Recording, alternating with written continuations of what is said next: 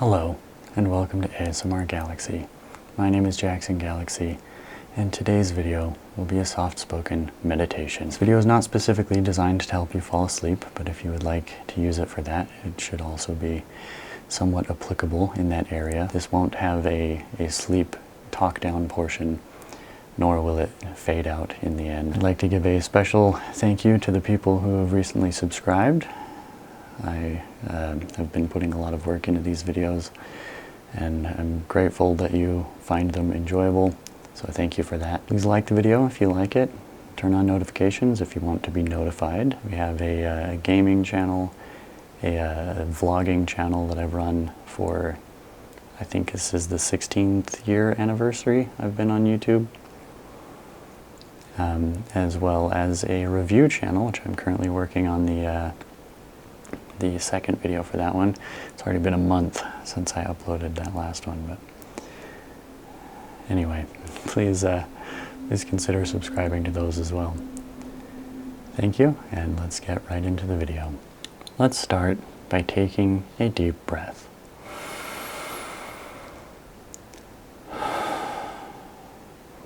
Any way that you feel to take that breath is perfectly fine.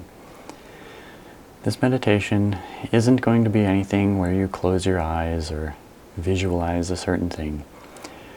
This meditation is specifically designed to sort of illustrate and help you deal with just your own mind, just in general.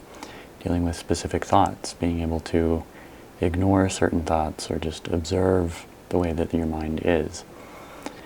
Being able to observe your own ego in real time, observe your mind as it is processing things in real time, is an incredibly useful and an important skill. So again, let's take another deep breath.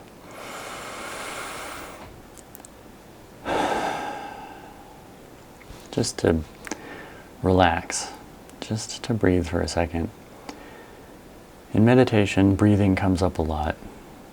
It has a lot of very potent qualities when it comes to meditation. For one, it's always with you. Anytime you're not breathing, you're in potential serious danger.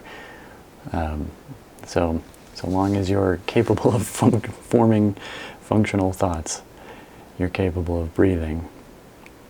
Also, there's some qualities that breathing has that are pretty different. In most physiological responses in your body, take closing your hand into a fist, for example. A neurotypical person with neurotypical function is able to manipulate the parts of their body voluntarily. If you have involuntary movements with these types of things, that can often be indicated or caused by certain problems. But on the other side, your heartbeat, that's completely involuntary. If you had the conscious ability to stop your heart from beating, you would run the risk of consciously being able to not start it up again. So that process is hidden from you, hidden from your conscious mind. Now, breathing is a weird in-between. You can breathe voluntarily,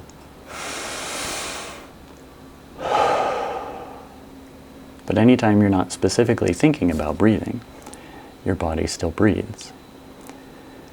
That allows us to use it to sort of bridge the gap, sort of use it as an example between conscious thoughts that you're going out of your way to think and thoughts that just happen automatically, that crop up in your mind. In that same way, breathing and thinking are very similar. It's a sort of in-between. There is a very common exercise in meditation that states simply, you are not your thoughts. You are capable of observing those thoughts, therefore you must be separate from them somehow. Taking the moment to remember that you can always pull back to generate an abstraction and observe any thought that you're thinking, and even observe yourself observing yourself, observing a thought that you're thinking ad infinitum, that is a very useful skill. You can catch yourself in moments of rage or in moments of involuntary responses that you don't want to have. One of the most important things for me personally, as someone with ADHD, is the concept of rumination. Involuntarily thinking negative thoughts over and over and over and over again. Being able to stop that process, being able to observe your own ego, observe your own mind while that's happening, and letting those thoughts go, returning to the breath, thinking the phrase to yourself, how do my thoughts behave? Are these thoughts useful? I got from Anthony Metivier and have proven extremely useful in my own personal life. And in the same way that an athlete or a martial artist or a painter or a musician practices their craft to the point where it becomes involuntary, you too can train yourself in involuntarily catching yourself, involuntarily catching involuntary thoughts, sort of setting a trigger or a flag that pops up to let you know that you're doing something so you can modify your behavior in real time. Now, I've already mentioned a couple of examples of things you can do to stop those thoughts. Being able to sort of act as your own therapist is an incredibly useful skill, but once you've gotten to that point, what do you actually need to do? This is where the concept of just staying in the present moment comes into play. Somewhat definitionally, the thoughts going on inside of your own head can be in the present moment, but they are only a very small part of anything that you're capable of observing or doing. Something as simple as returning to your breath.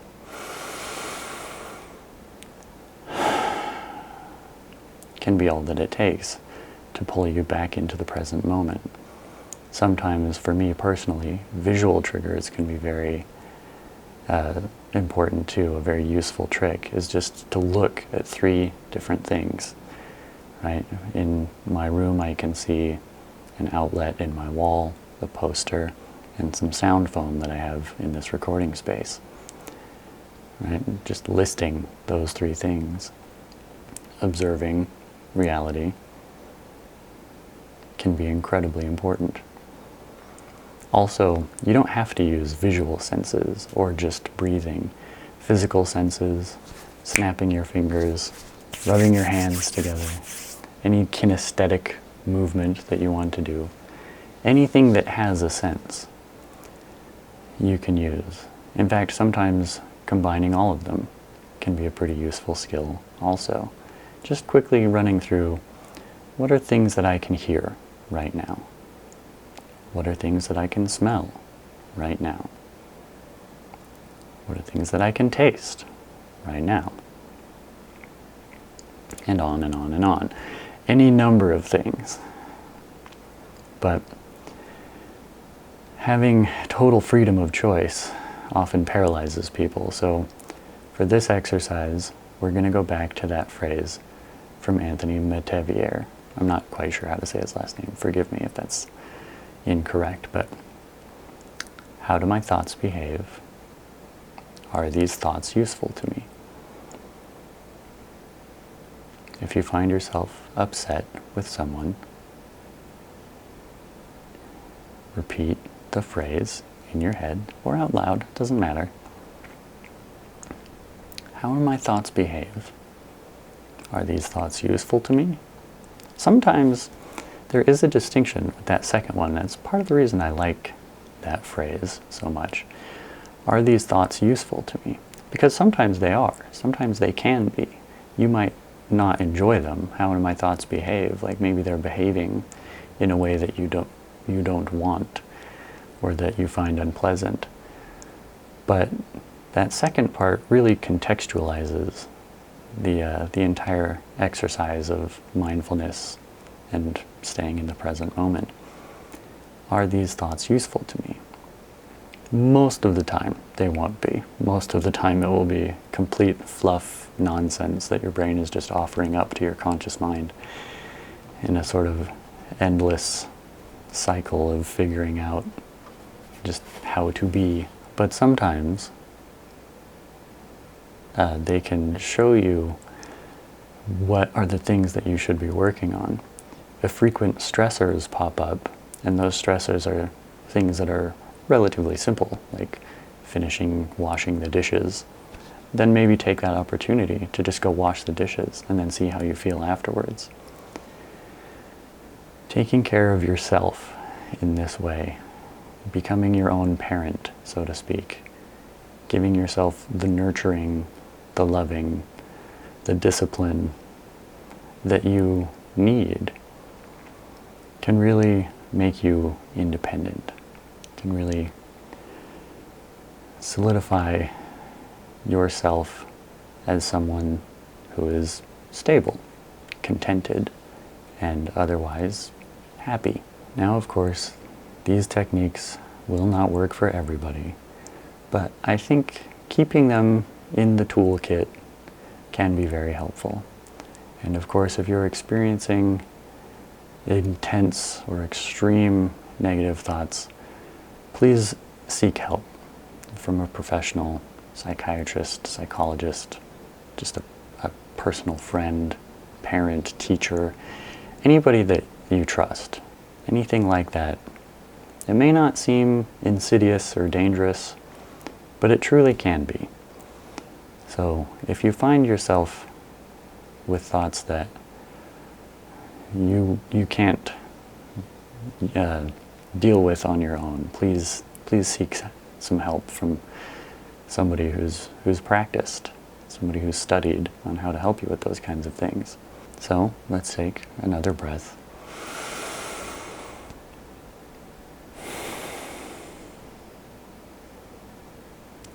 And list 3 things that you can hear.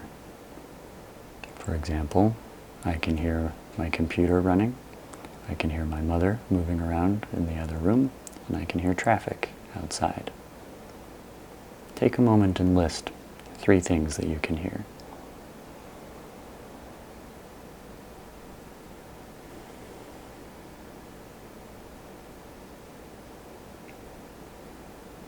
Now, if you're in a very, very silent place, you may hear a ringing in your ears, or even a rushing, deep sound in your ears.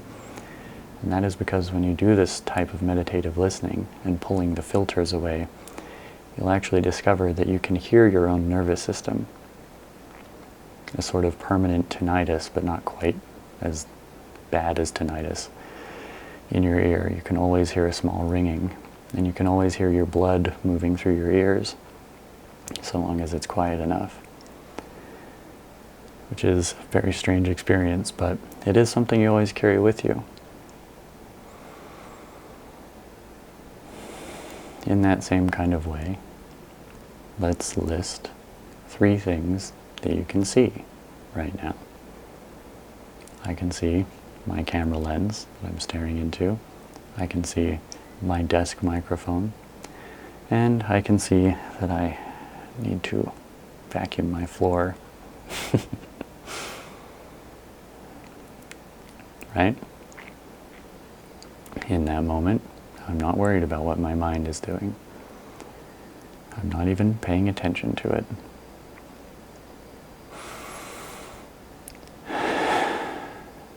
Another thing that I've used in the past is trying to smell what the inside of your nose smells like. Seems like a silly thing, but just take a moment. Define what the inside of your nose smells like. When there aren't any smells, going on that you notice, what do you smell?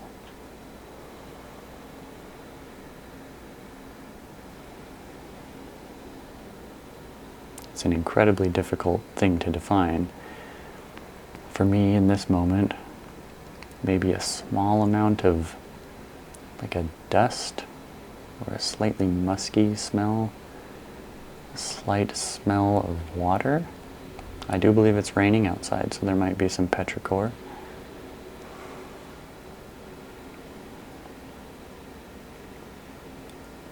And in the same way, what does the inside of your mouth taste like when you're not specifically tasting anything.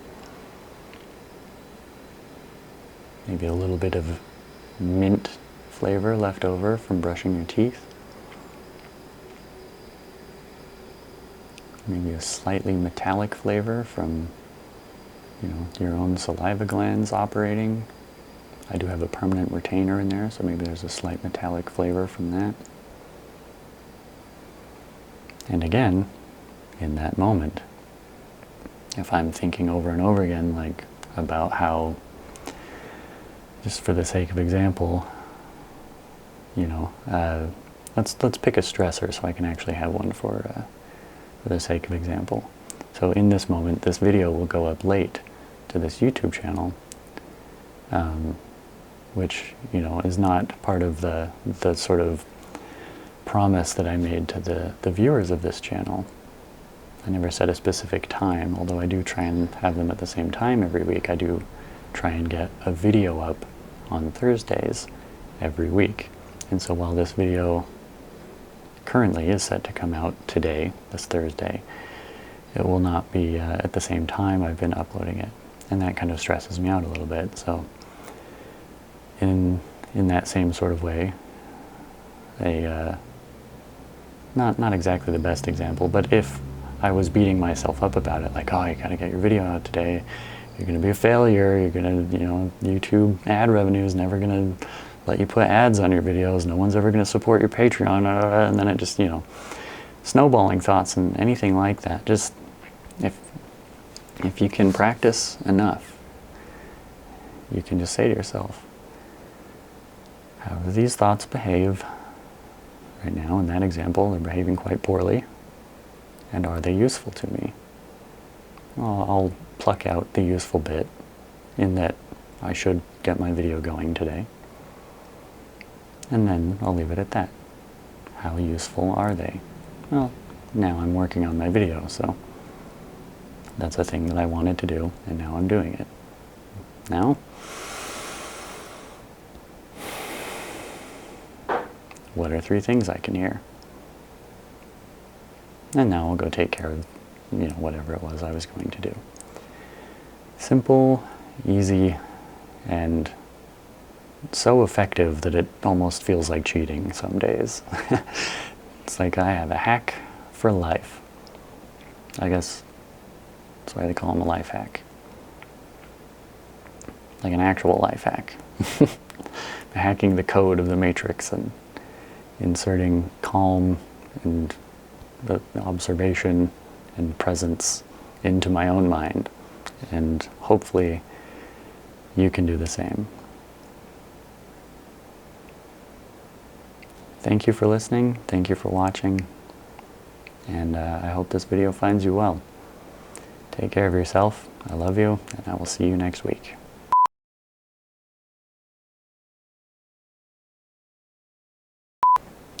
First off, let's get things started.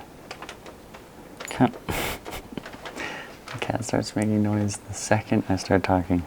Hey! What's so interesting about those papers on the floor? Huh?